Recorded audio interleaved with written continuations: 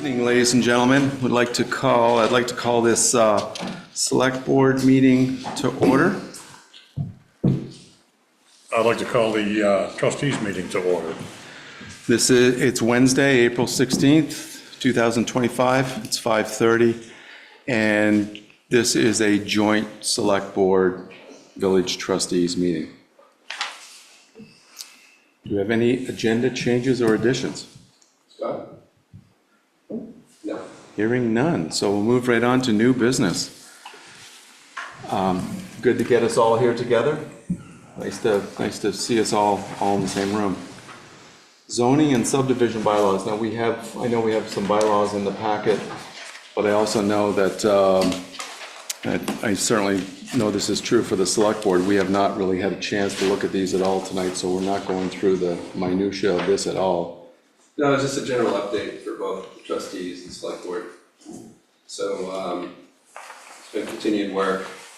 We had some initial legal counsel review of 2023 zoning bylaws, where David Rue, SPNF, felt like some of it should be addressed sooner rather than later. Simple corrections, references that were incorrect, what we consider nits.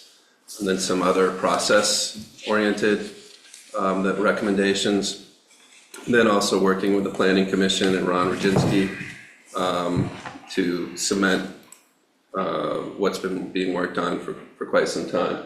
So it's possible that on April 22nd, that the Planning Commission could vote out the new proposed zoning bylaws and then begin the notice hearings for the select board and trustees to move forward with that process. Okay.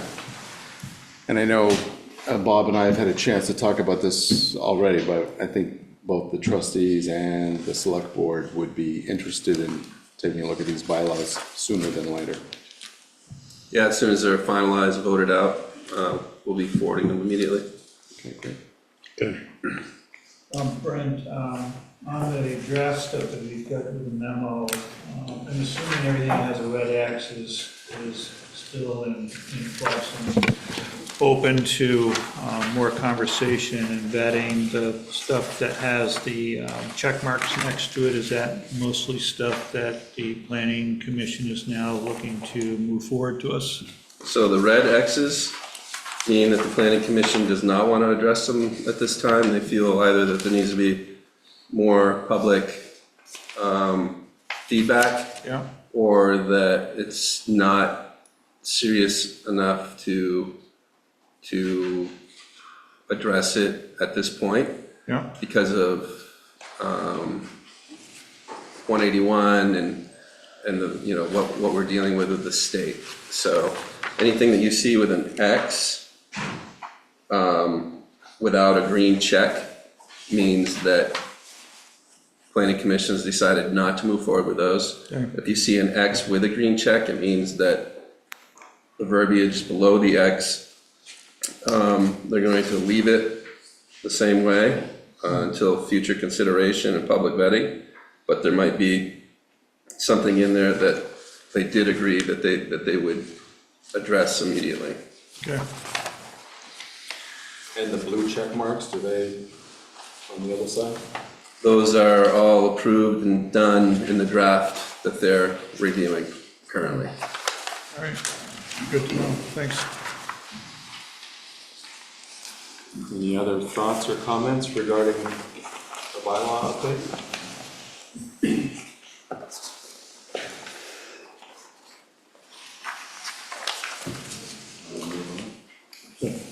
Okay, number 2, downtown designation application.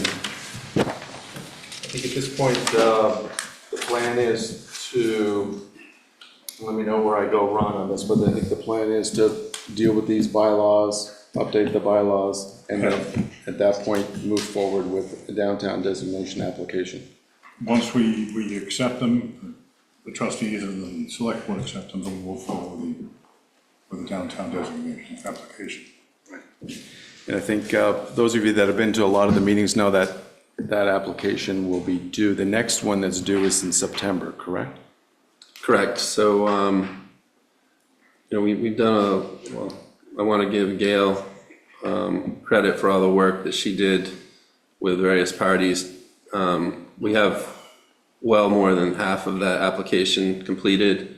It's just a matter of resolutions from the trustees and the select board and some other letters, etc., information. I also want to commend Scott and village trustees. One of the things that the state warned us was that getting permission, or not permission, but clearance from A&R was a long process that could potentially delay. And Scott, once he understood that, really jumped on it, and because of I'm assuming the thoroughness of what you submitted, the turnaround was like, I don't know, within 2 weeks, and we were told we could possibly 2 or 3 months. So I want to commend Scott and his team for what they did. Great. Thank you. Other thoughts on downtown designation at this point? Moving right along, number 3, zoning administrator and planner. Do you want to We tell them what we did interviewed today? 3 candidates this afternoon, and we have 1 more to interview on Friday. And we'll be making a decision within a few weeks. And 1 applicant stands out better than the other 2 so far, but we haven't interviewed the 4th one. And just so the public knows, we've had representation from both the trustees and the select board. Tom was there, and Bob, myself, and George was there today, along with Etienne and Gary and Brent and Els. So, yeah. So we're hoping to be able to finalize that sooner than later as well.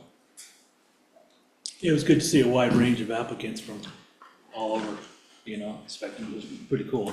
Glad to see there's a nice pool to select from, so I feel pretty confident that we've got a good candidate out there. How many applicants do we have altogether? I think we had 6 in all, and then 1 did drop out in the last week. So at this point, as Bob said, we interviewed 3 today, and we have 2 more planned for Friday. We'll see. We're not sure if both of them are going to be there Friday or not.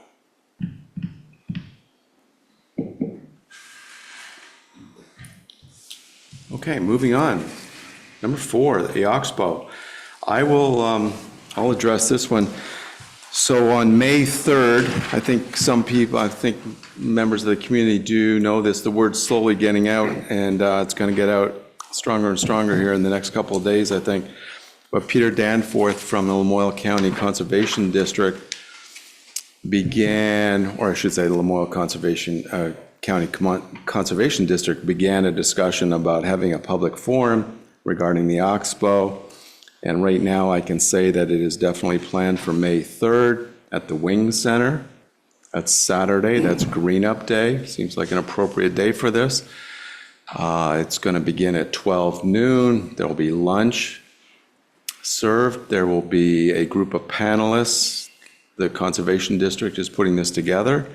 There'll be a group of panelists there. There'll be an opportunity, I think it's safe to say a lengthy opportunity for the public to weigh in on the future of the Oxbow. There's also going to be a short history on the Oxbow. I've been talking to a bunch of people around town. I've talked to a number of individuals. I'll mention a few. I've talked to Sonny DeMars, who was a wealth of information. Steve Leach was an incredible wealth of information. Sam Guy, Marianne Wilson, to name a few. So I've been gathering information. And so there will be a little historical presentation on what the Oxbow was, just to put everything in the right, hopefully the correct frame, or put it into a frame anyways.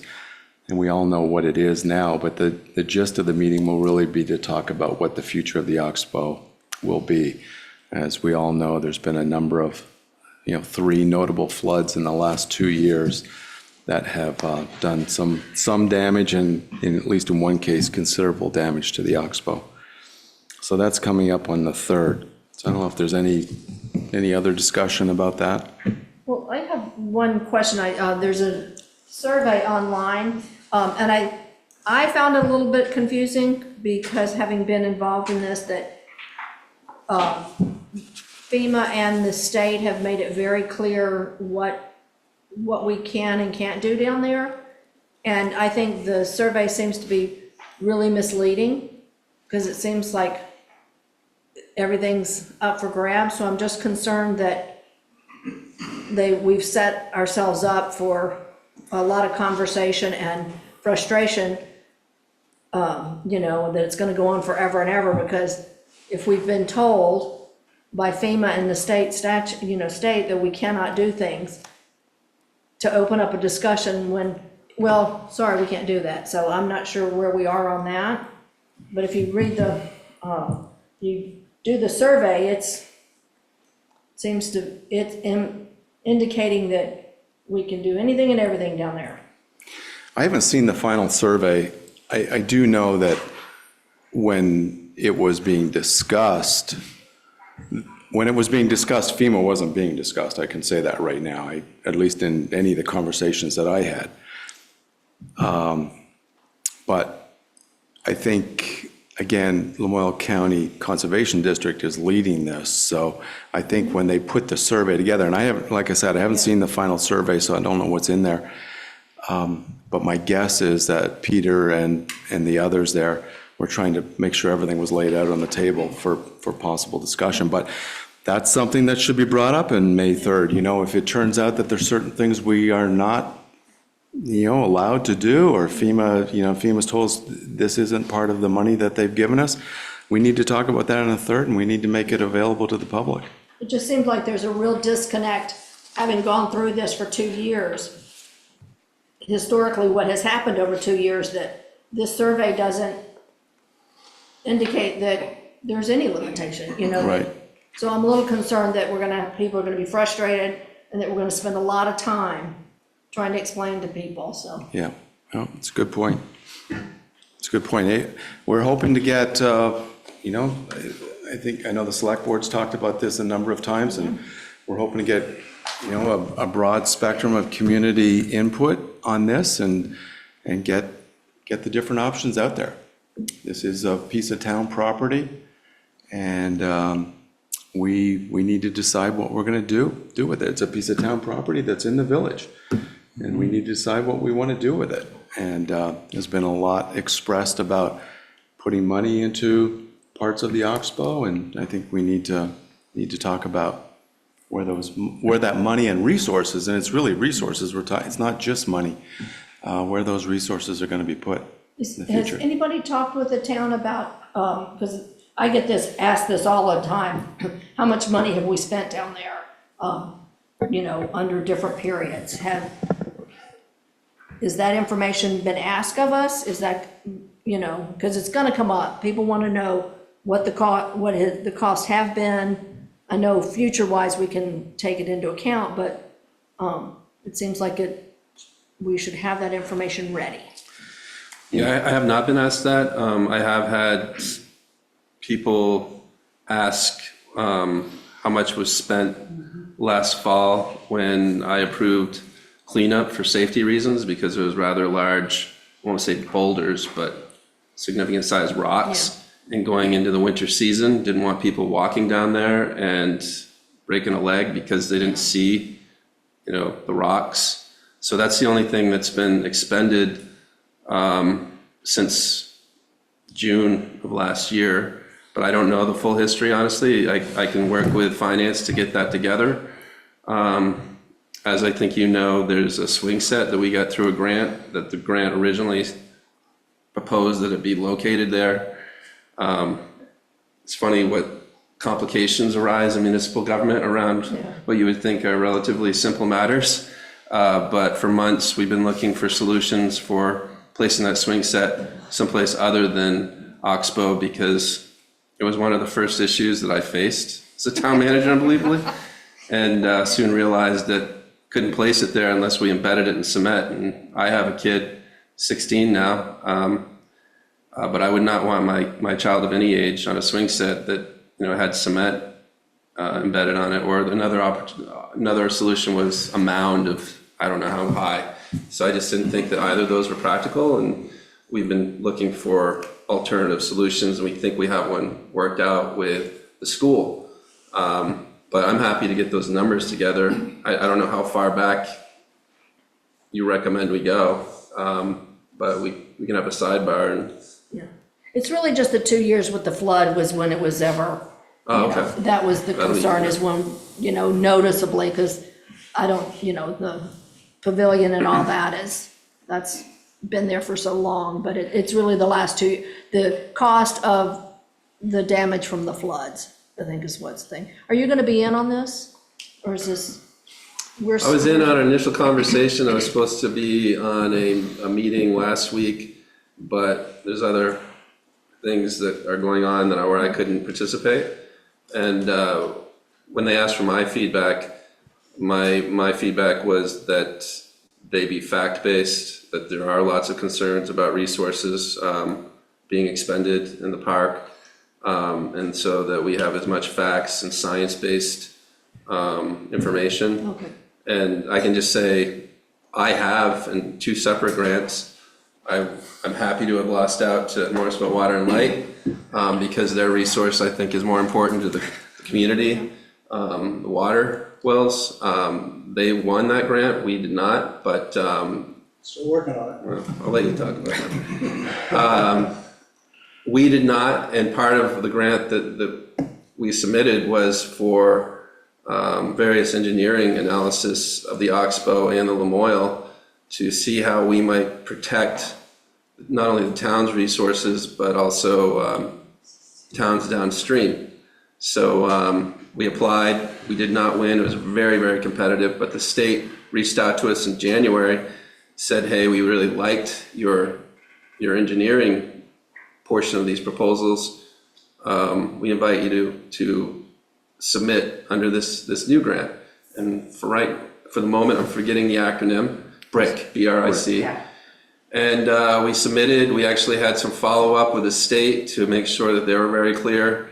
Ron Rodzinski helped with that through LCPC, not through our contract with him.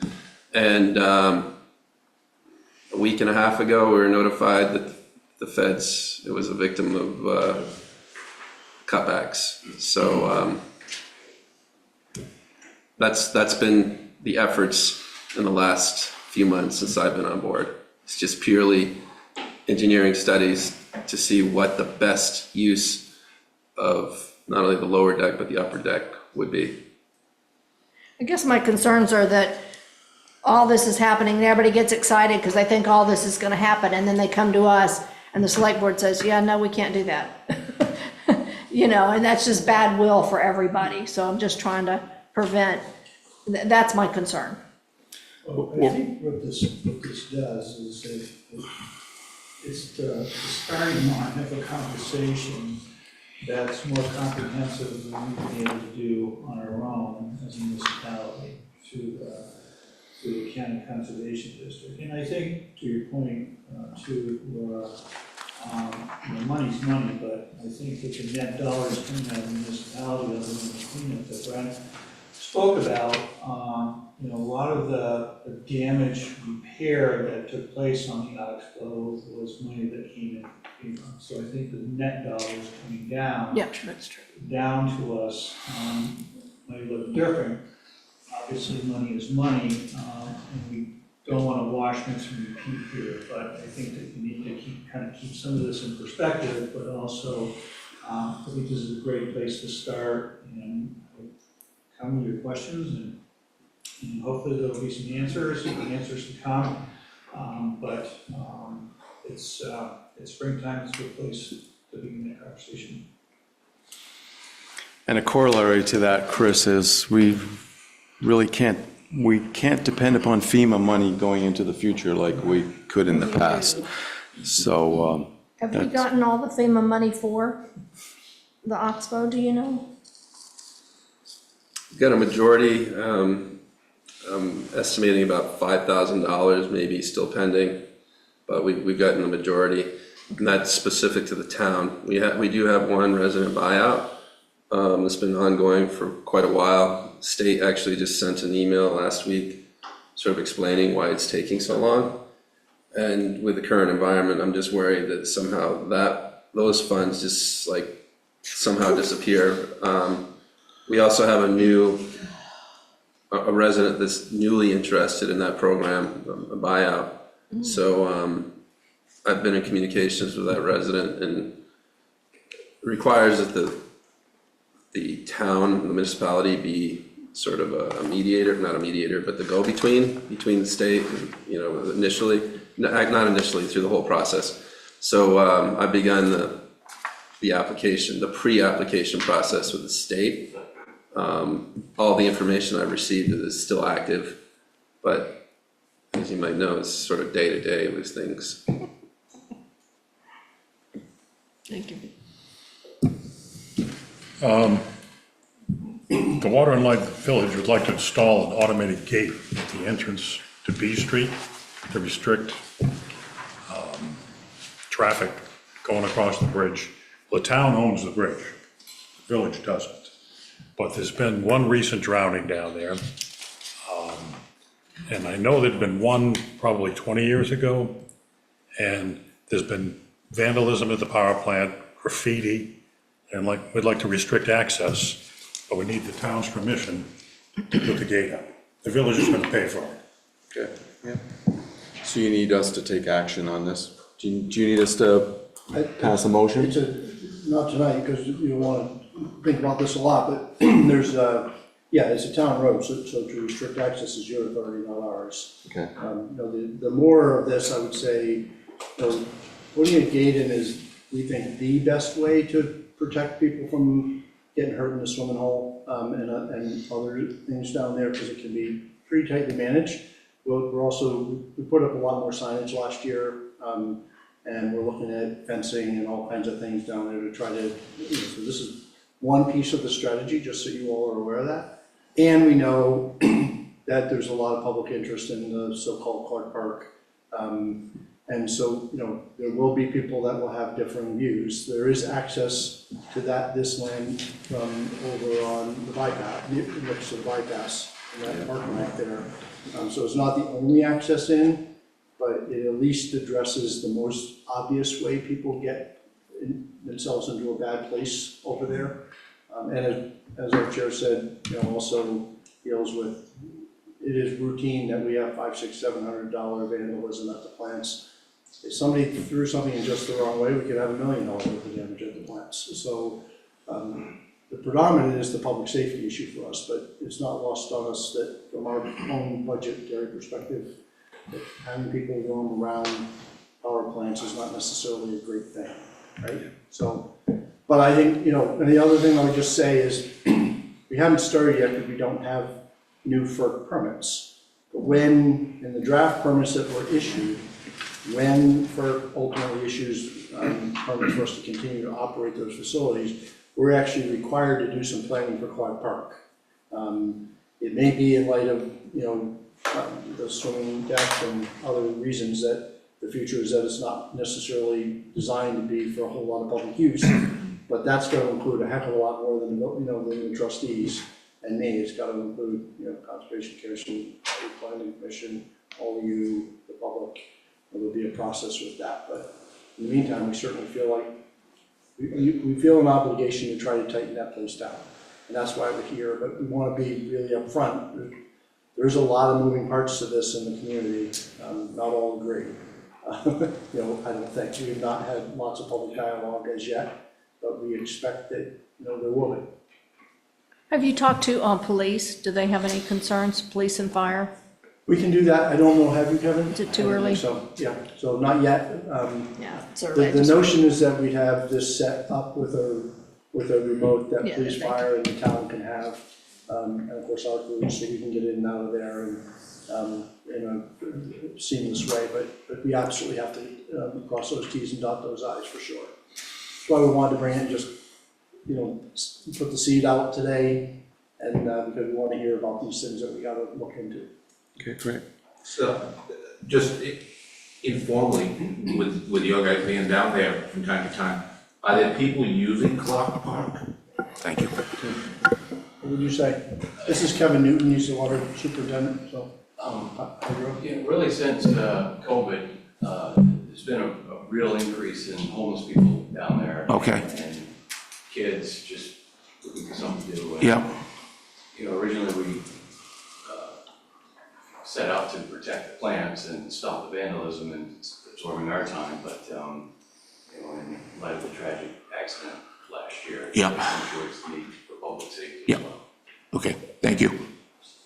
Yeah, the only thing I would say, Scott, is when you have a sort of a comprehensive plan put together, which would include the gate and any other remediation that you're planning, perhaps, you know, we can warn it on our agenda, and you can do a presentation. The trustees are more than welcome, Kevin's more than welcome to come and be a part of that, so that it's a package deal of what we're explaining to everybody that's going to happen. Okay, we're happy to do that. You know, we've got most of the moving parts, at least at a starting point, so Yeah. we could start talking about that, and, you know, and that we still have some things to tie down to, so. And we know that this is not an overnight issue, that's why we didn't just ask that. We didn't just say, let's just get this on the agenda and make you say yes. Let's actually start a discussion. Good.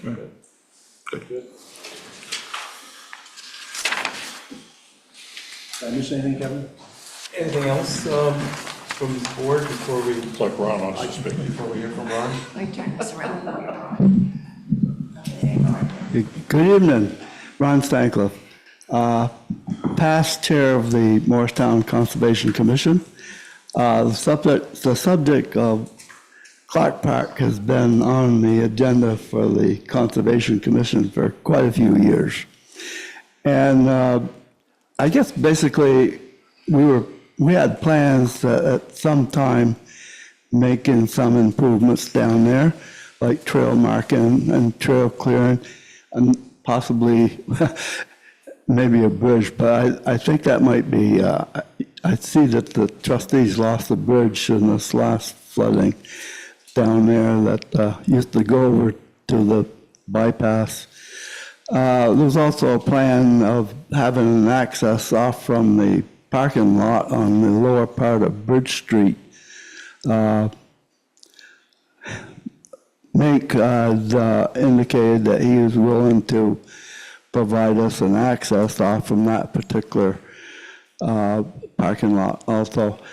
But anyway, when the gate was mentioned in the agenda, I can understand the limiting of the public access, but perhaps in the event that this is put in, that there might be at least a space that a wheelchair might be able to get across the bridge, and perhaps the automation that is indicated that the Fish and Game Club have a similar situation where it's like a credit card. You hold it up to the sensor and the gate will open.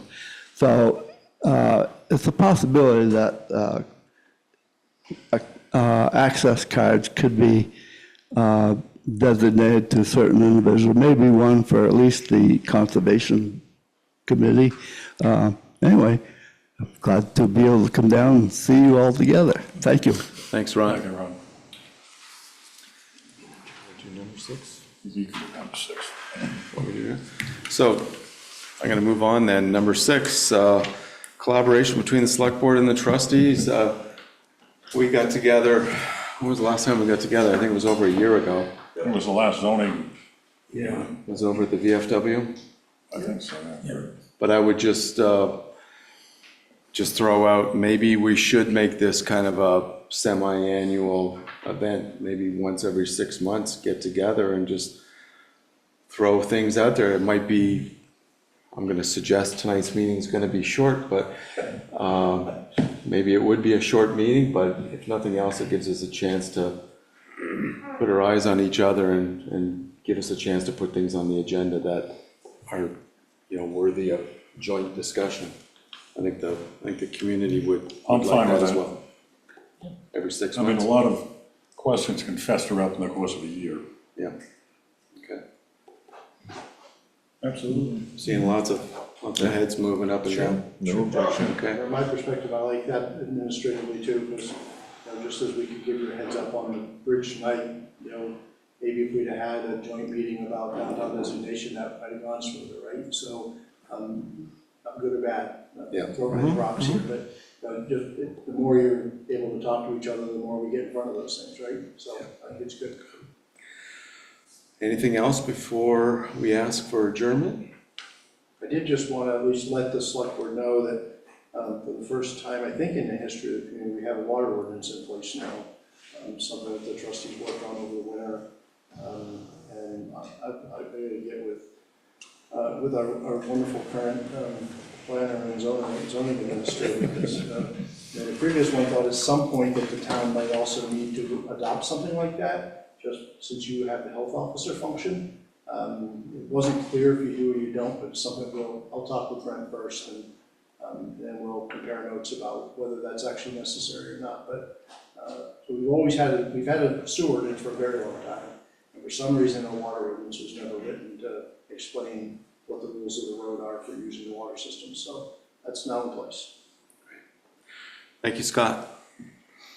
Anything else? Huh? Yeah, two reviews on the Conservation Commission, but I had submitted to Brent and to Scott a proposal, and I think we needed the joint agreement from the party. We had I'm working with Peter Danforth at the Conservation Commission, for the Conservation District, to solve a stormwater problem up on Silver Ridge Road that the previous select board back in the 1980s dealt with, related to a Menage development behind the Charlemont, and there was always water running off that site. And then when they put in the development and the town took over Sunset Drive, the water became more funneled onto the adjacent property behind the Charlemont. And the homeowners all on Silver Ridge Road protested and decided to take it on their own action to divert the water towards Charlemont. Charlemont proceeded to sue the homeowners, and this just got into a big mess, as you can imagine. And the select board came in at some point and this is all documented by one of the homeowners up there. I've got every possible document you could possibly want to see. But the select board came in, provided some money to the homeowners to hire a contractor to install a 6-inch pipe between Sunset Drive and Silver Ridge Road. And that has worked for 25 or 30 years, but you now have Red Pine Estates up there. There's been more and more development, and that pipe is now probably too small. That probably was too small at the beginning, but it is too small now. And so the homeowners had contacted us about this problem, because what happens is the water daylights during the winter when the ground is frozen and surfaces, and it was a traffic hazard on Silver Ridge Road, and back in the 80s, the select board and the town road commissioner decided to put a dry well in off Silver Ridge Road, which you can't see, but it's there, and the town technically owns it. But the water up above now is daylighting onto these properties, and the homeowners have complained, and we offered to see if we could provide some assistance, because I've been sort of doing that with the town over the years. So Jim, is this something the highway department should be looking into then? Well, I think this is all, so the reason we brought it to you, I brought it to Scott several weeks ago with they're getting an SRF loan for the Jersey Heights pump station. And it's possible with the state now has a program, sort of a grant program of sorts, called Whisper. And basically, if the town is borrowing money, they can borrow a little more and actually save money. And that that additional money can be put towards an environmental project that meets the criteria that the state has. And so I'd asked Scott if that was possible, and he said that we should, come to you guys and see if it was possible for you. It wouldn't cost. So is this something that you and Brent could talk about? Brett and I have chatted a little bit, let me just feather out a bit of what Jim's talking about. So these whisper grants, as he said, seemed weird that the Jersey Heights pump station could provide money for out behind the Charlemont, so, right? So the way this works is, I presume this is a way that in A&R, they are thinking to try to get some of these difficult things like stormwater problems addressed. So they've come up with this way where when we pull a bond, and I'm just gonna make the numbers really easy so it's just really simple, right? So if we were to pull a $1 million bond, it's more than that, but who cares? And we're gonna get a 2% rate. They'll do a calculation, if we sponsor, we can only sponsor a municipal entity, we can't sponsor a private enterprise. So we could sponsor the town of Morristown to do this project. And if we did that and it was accepted, they would lower the interest rate on our $1 million bond, and say that you needed $50,000 to fix it, again, make believe. They would do the math on the interest rate, they'd lower it from 2.0 to 1.83, whatever the number is, to basically provide $50,000, so that we could give you $50,000. So we're held harmless, you get $50,000.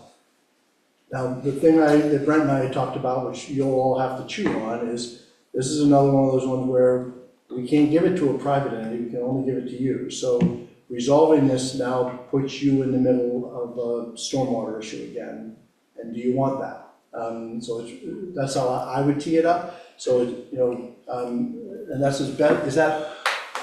Well, I thought the conservation district could also be a nonprofit that could be the designated entity, not the town. I'd have to read that again. I thought it said municipality, but maybe it's wider than that. I know it's not private. Okay, yeah. So that's the tee up. So operatively, like you guys or some other entity, if it's true, we can give it to another municipal type entity, would have to want to own this project. We then have nothing to do with the management of it. We're not allowed to. So we're like a pass-through for you to chew on. So if you want to hop in. The village voters just voted a bond Yep. for the Jersey Heights pump station. Yep. There was nothing in that bond issue about getting money for the town Right. to fix a problem some developer created. Right. And I That's think right. if we're gonna do that, we're gonna have another vote. I don't think that would be the case, but we'd have to double check. I think that the way this is set up, again, what we said was we need a bond for that, and we set the parameters of how much money and not to exceed interest rate. And we'd actually have a lower interest rate, not a higher interest rate. So does it, I'm not a lawyer, I'd have to check with Okay. Eli, and I will. But I think we'll be okay on our side, but we'd have to check with Eli. So if I may, yeah, it sounds like a conversation for the future. And, but again, another good reason for us to get together and chat about these things, because otherwise, yeah, we wouldn't be the having the other thing is, conversation we're having I don't now. wanna get the village involved with stormwater drains.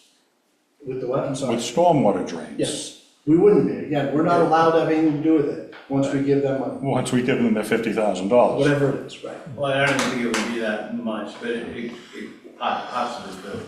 But I think the town has always handled all the stormwater problems. So does the town pay us back the $50,000? We don't, No, no, because we got a lower interest rate to make it. Lower interest rate. So We net to the same number as original, the way that this is designed, in theory. it sounds like a pretty good deal for the town, but not, I don't know that not it a is. very good deal for the village. Thank you. If I may. Taxpayers, let's have the taxpayers. So, Scott reached out to me, and then Jim followed up in an email to both of us. And what I asked was a summary of this, because I don't know, I've heard of this method from the Vermont Muni Bond Bank, but I wasn't sure what this was for.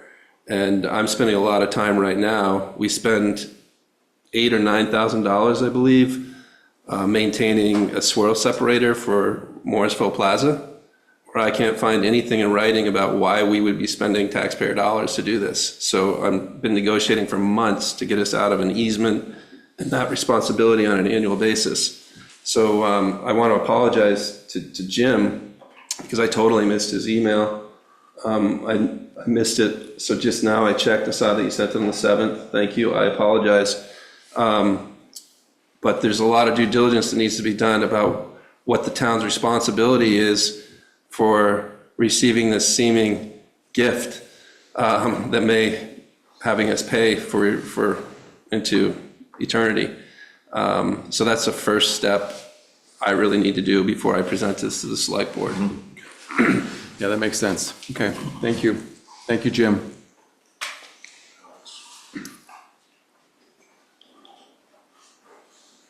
Hi, I'm Alex here, I live here in Morristown, and I may have missed the time for this, but I meant to ask earlier, for the event on May 3rd, will that be, the presentation be recorded? I have a prior engagement, so I can't make it. That's a very good question. So you can ask Peter Danforth at the Lamoille County Conservation District. So I don't know. Okay.